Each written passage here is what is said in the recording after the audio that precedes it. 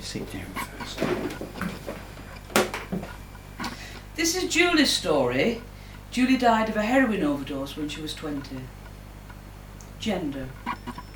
Julie didn't play with girls' toys when she was growing up. She remembers she once tore a dress off. She loved trees. She wanted to be a boy because she thought life would be a lot easier. Sometimes people would say to her, "You're like a lad, you are." When she played with cars, climbed trees and wanted to ski electric, people would say, "They're boys' toys they are, what do you want them for?" School. Julie was aware of her sexuality when she was at school, but she kept thinking, "It's a phase, I'll grow out of it." She was bullied because she was different. She didn't conform to everybody's idea of normal. She was also bullied because she was in care. The bullying affected her grades. It began in junior school and went right up to high school until she left.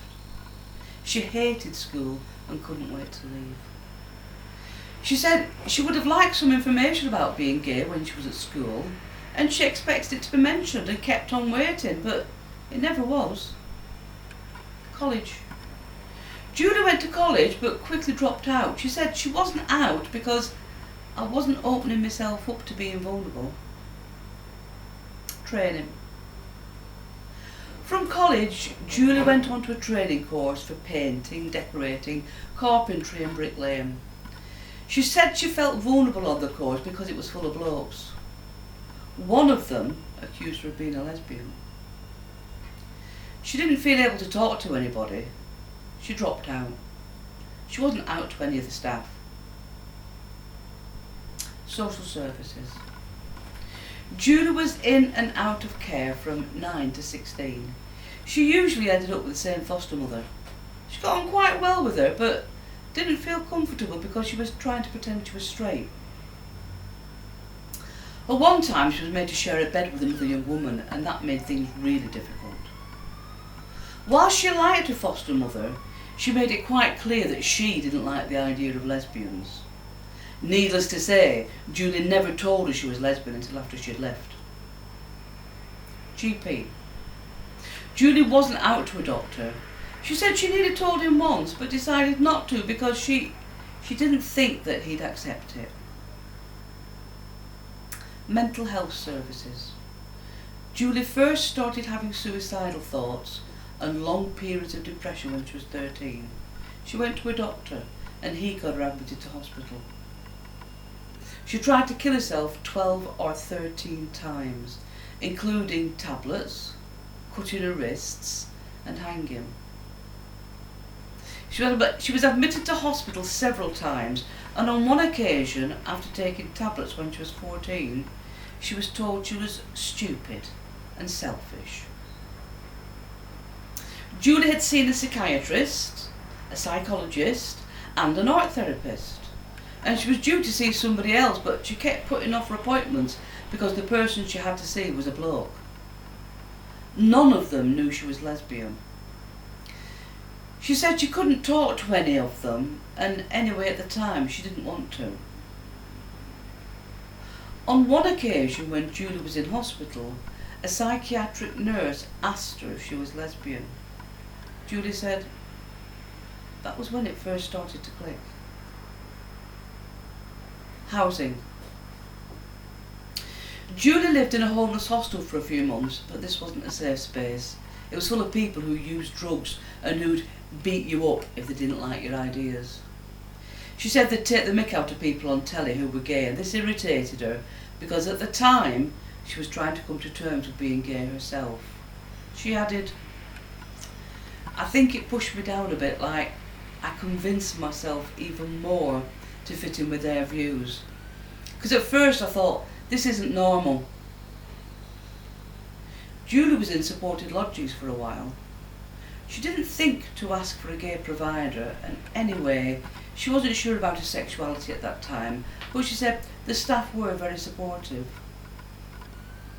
When asked if it would have made a difference had she had a gay provider, she said, "Probably it would have made a lot of difference because I ended up with somebody I didn't get on with." Drugs. Julie didn't drink much, but she had used drugs. She took heroin once when she was living in the hostel. Another tenant threatened to bite her arms and legs if she didn't take it. The same girl used to bully Julie to give her money, and that went on for about 3 months. She told somebody when she was due to leave the hostel, but the bully found out and threatened to kill her. Julie had been to the alcohol and drugs treatment centre for help, but she wasn't out. She said she didn't feel she could have come out. Youth service. Julie once went to a mainstream youth group and she went on trips with them. There was no information about being lesbian at the youth group, and Julie said she would have liked some because that was when she first started questioning her sexuality.